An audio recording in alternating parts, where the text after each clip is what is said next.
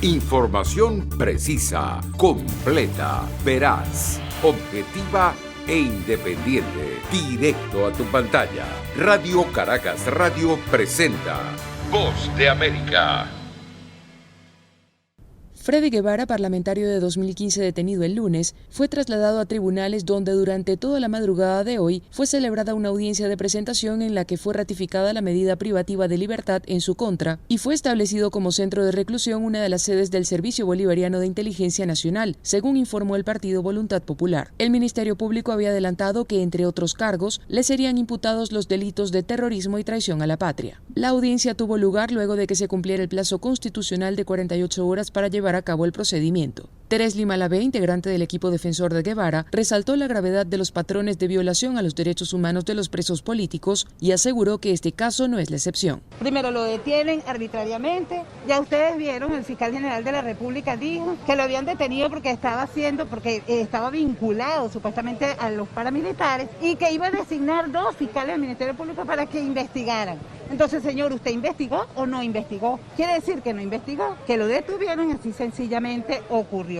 Otro patrón de conducta es justamente que el gobierno completo manda las directrices a los tribunales para que hagan lo que tengan que hacer. Al mantenerse sin noticias sobre su paradero durante más de 50 horas, Freddy Guevara Romero, padre del parlamentario, calificó el caso de su hijo como un secuestro. Hay antecedentes de personas que los han golpeado, que los han torturado y por supuesto que en la familia estamos muy preocupados. O sea, es más, yo quisiera que me dieran una fe de vida, porque mi hijo, para mí, está secuestrado. El presidente del Parlamento de mayoría chavista, Jorge Rodríguez, señaló a varios dirigentes de Voluntad Popular de estar implicados con acciones terroristas perpetradas por bandas criminales en Caracas. Carolina Alcalde, Voz de América, Caracas. Hasta el momento, 7 vacunas contra el COVID-19 han recibido luz verde de la Organización Mundial de la Salud. Y a medida que evolucionan nuevas variantes, surgen preguntas sobre qué tan bien funciona cada vacuna, y esto es algo que resulta muy confuso para algunas personas. Pero la verdad es que cualquier vacuna aprobada servirá para mantener a las personas fuera del hospital o de la tumba. Con la variante Delta en aumento, que es la más contagiosa y peligrosa descubierta hasta el momento, los informes demuestran que incluso algunas personas vacunadas se están infectando, pero es muy importante aclarar que esas infecciones son en su mayoría leves. Al ser consultado sobre la eficacia de las vacunas, sin importar la marca, Bill Powderly, experto en salud de la Universidad de Washington, dijo: Son muy eficaces para hacer lo que queremos que hagan, que es proteger a las personas de enfermedades graves y la muerte. Todas las vacunas aprobadas sirven para combatir la enfermedad. Sin embargo, algunas son mejores que otras para preparar el sistema inmunológico. Por ejemplo, las vacunas de ARNM de Moderna y Pfizer generalmente parecen producir la mayor cantidad de anticuerpos, seguidas por las vacunas de vectores virales, que son las de Johnson & Johnson, la vacuna de la Universidad de Oxford AstraZeneca y la rusa Sputnik V.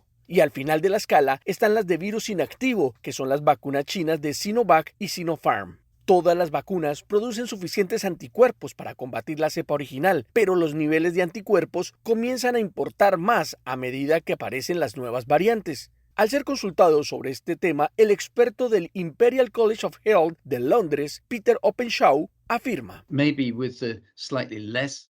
Quizás gracias a vacunas menos poderosas que no inducen una respuesta inmune tan fuerte, la variante Delta está comenzando a abrirse paso. Sin embargo, mantienen la protección necesaria para que la enfermedad no llegue a su extremo más grave.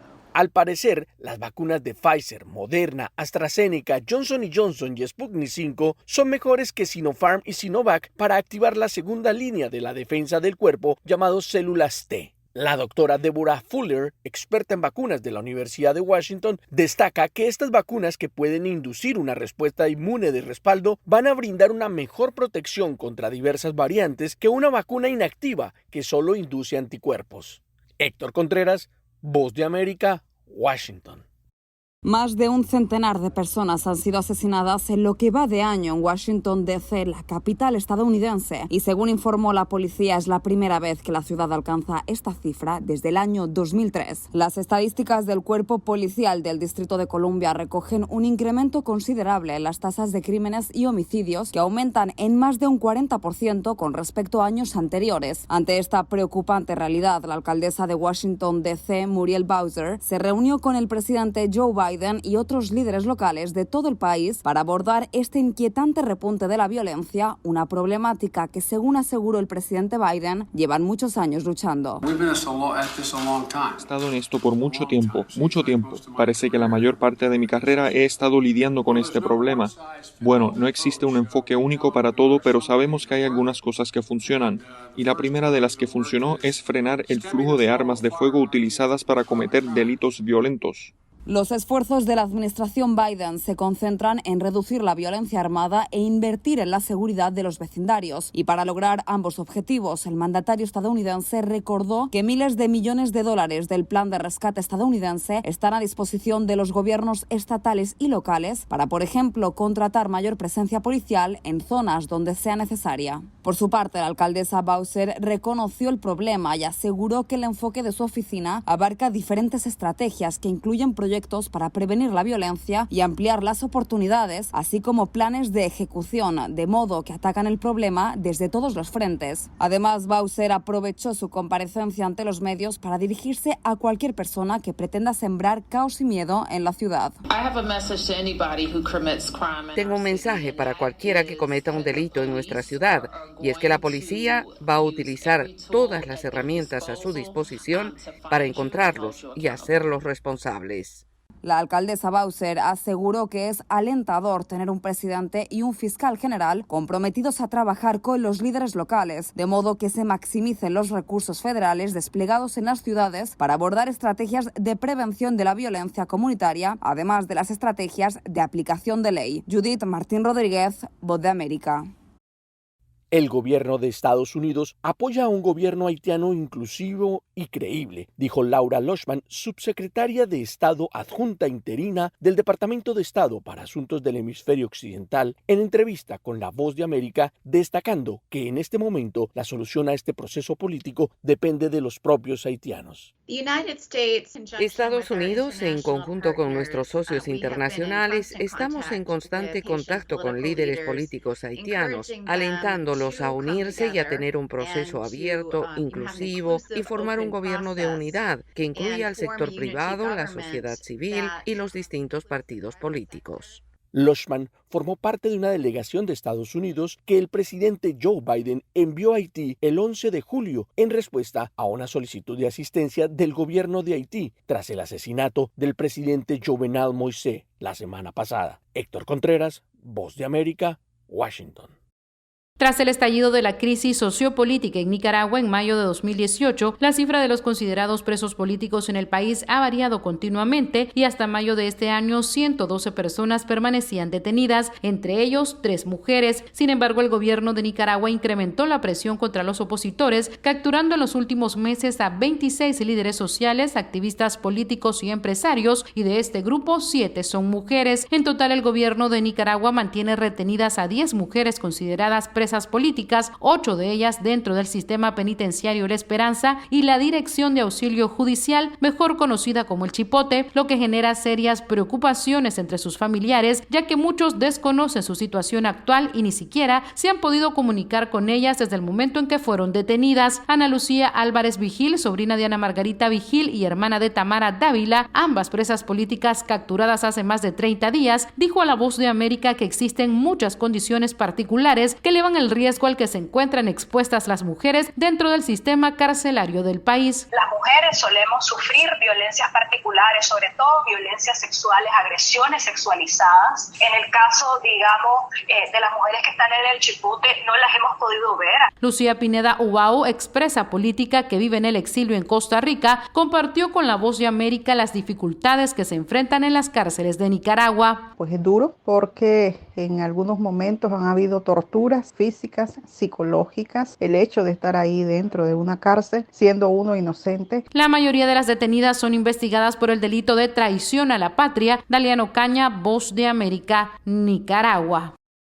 La Organización Panamericana de la Salud informó que los casos de COVID-19 y las variantes presentes en la mayoría de los países de la región experimentaron un aumento en la última semana, poniendo mayor presión sobre los sistemas hospitalarios y demandando mayor celeridad en las campañas de vacunación, muchas de ellas retrasadas debido a la falta de pagos de parte de los países. La doctora Carissa Etienne, directora de la OPS, destacó que cuando circulan variantes de preocupación es aún más importante que los países intensifiquen la vigilancia, especialmente si la cobertura de la vacuna sigue siendo baja, y añadió: Muchos países, incluyendo a Estados Unidos, están viendo un resurgimiento en el número de infecciones. En Norteamérica, Estados Unidos y México registran un aumento de nuevas infecciones en casi todos los estados. Muchas naciones de América Central también están viendo casos, incluyendo El Salvador,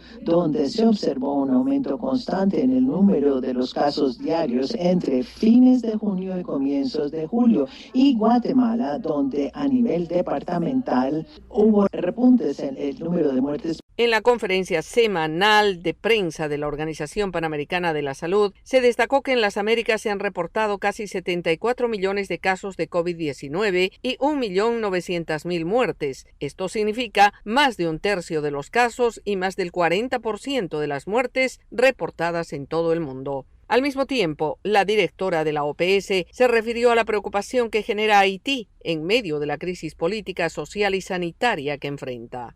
Estamos preocupados por Haití, que en medio del caos político aún no recibe la vacuna contra COVID ni ha podido empezar a vacunar. Miles de personas han visto desplazadas por la creciente violencia y la inestabilidad, y los albergues hacinados podrían convertirse en focos candentes y activos de transmisión de COVID. También la doctora Etienne enfatizó en que las afectaciones de la pandemia no son solo estas cifras, son al mismo tiempo los graves efectos en las economías de las naciones, afirmando que no solo ha generado estragos en los sistemas de salud, sino que ha fracturado los programas de protección social y desestabilizado las economías, y citó un informe reciente de la Comisión Económica para América Latina y el Caribe, CEPAL, donde informa que más de 7 millones de empresas han cerrado en la región en medio de la pandemia, agudizando el desempleo y generando pobreza. Yoconda Tapia, Voz de América, Washington.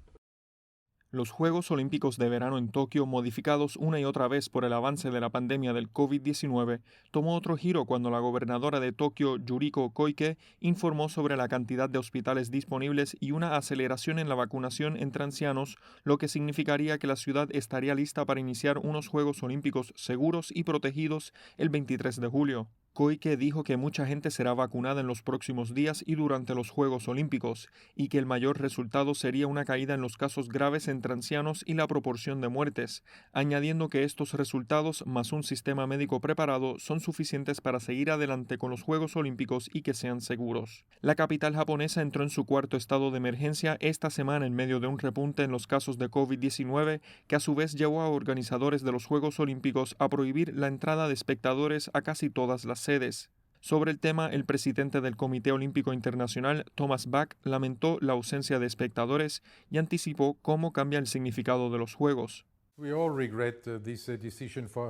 Todos lamentamos esta decisión de no tener espectadores por ellos mismos, pero más aún por los deportistas, que no podrán disfrutar de la vida que tiene el ambiente olímpico.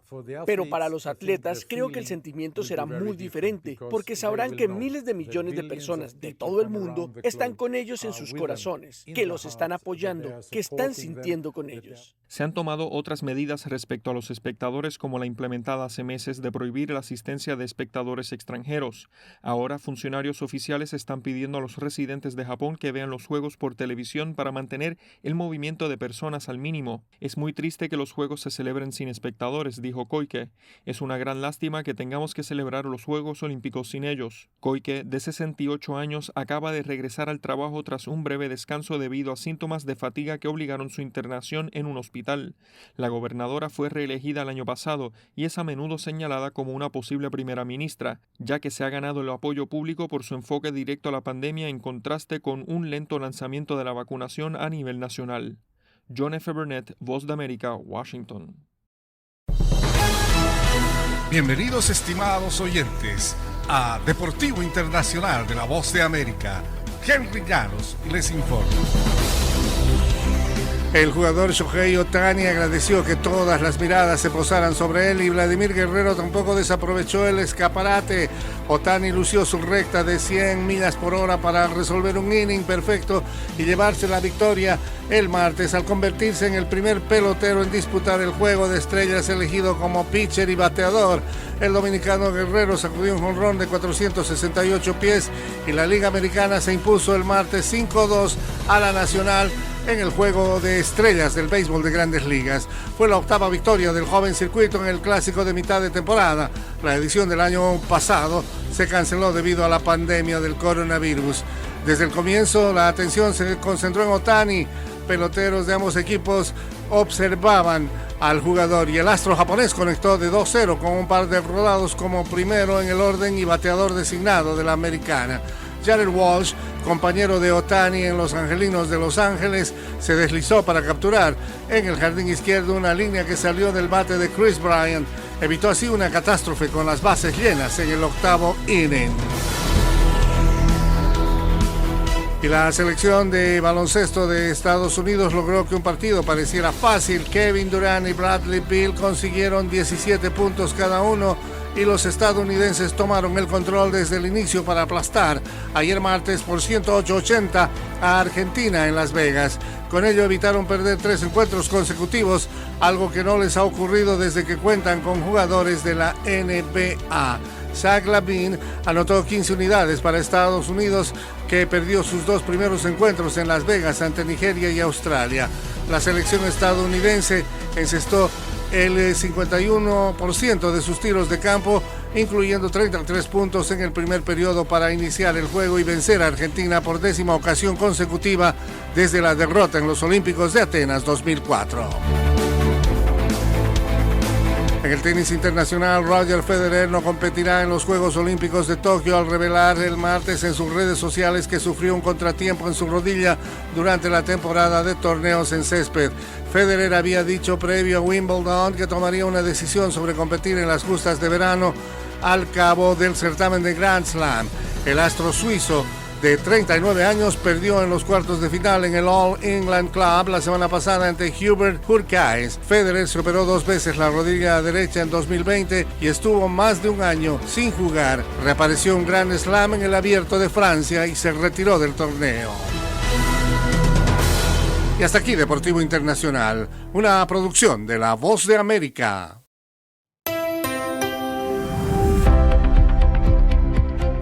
Cordiales saludos a nuestra audiencia desde Washington. Soy Yoconda Tapia y hoy en Conversando con la Voz de América abordamos el tema de las protestas en Cuba que empezaron el fin de semana y que capturaron la atención de la comunidad internacional. Y Estados Unidos sigue de cerca el tema, evaluando su política hacia la isla.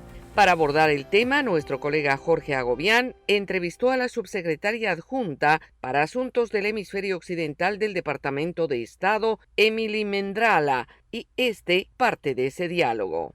En este momento quiero decir que nosotros apoyamos al pueblo cubano. Nosotros llamamos por respecto a la libertad, el derecho de protesta pacífica, de libertad de expresión, libertad de asamblea. Nosotros condenamos la violencia, reportes que hemos escuchado de la isla sobre reporte de violencia, y también condenamos reportes de detenciones de los que estuvieron protestando pacíficamente. Muchas preguntas también se hacen sobre la política del presidente Biden en cuanto a si es momento, con las protestas del fin de semana, de pensar en lo que era la política hacia Cuba que dejó el expresidente Barack Obama. En concreto, el embargo. ¿Es esa una posibilidad que se está barajando en este momento en el Departamento de Estado? Yo quiero decir que en este momento el enfoque debería estar en el pueblo cubano. Son ellos, los cubanos, que estuvieron en las calles cubanos haciendo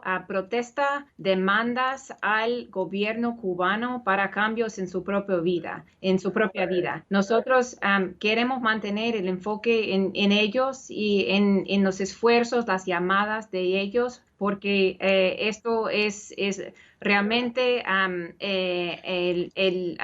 lo que está pasando y lo importante de lo que está pasando. La secretaria de prensa de la Casa Blanca decía que la política está basada en los valores de la democracia y el respeto a los derechos humanos. Sin embargo, hay reportes de que se han incluso asesinado a personas durante estas protestas del fin de semana y que continúan los arrestos. ¿Cómo va entonces esa política en pro de los derechos humanos mientras esos son los reportes que vienen de la isla? Nosotros estamos muy preocupados por los reportes que hemos escuchado de la isla sobre violencia y nosotros condenamos enérgicamente reportes de la violencia en la isla y llamamos por calma. Nosotros estamos hablando con la sociedad civil en la isla, también estamos hablando con socios, gobiernos en todo el mundo, claro que en la región de América Latina también.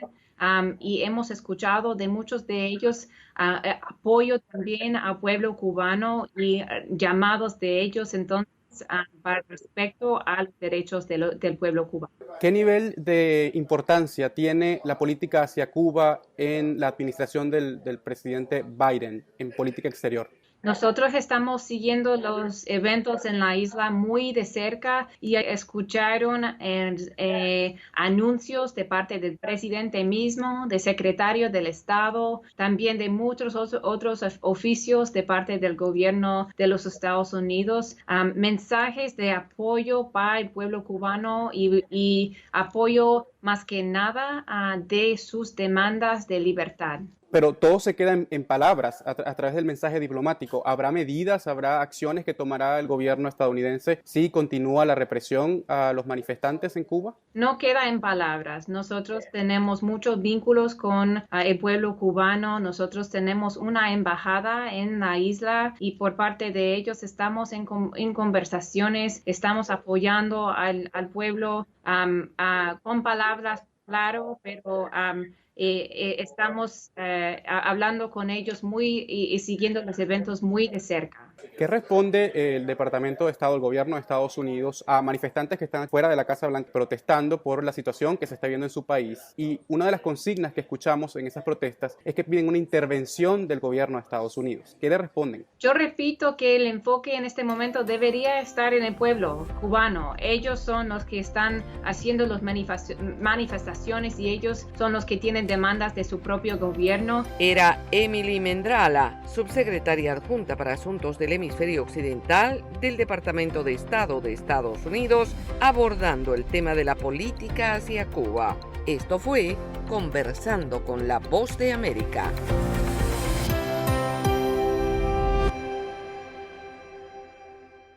Información precisa, completa, veraz, objetiva e independiente. Directo a tu pantalla. Voz de América en RCR 750.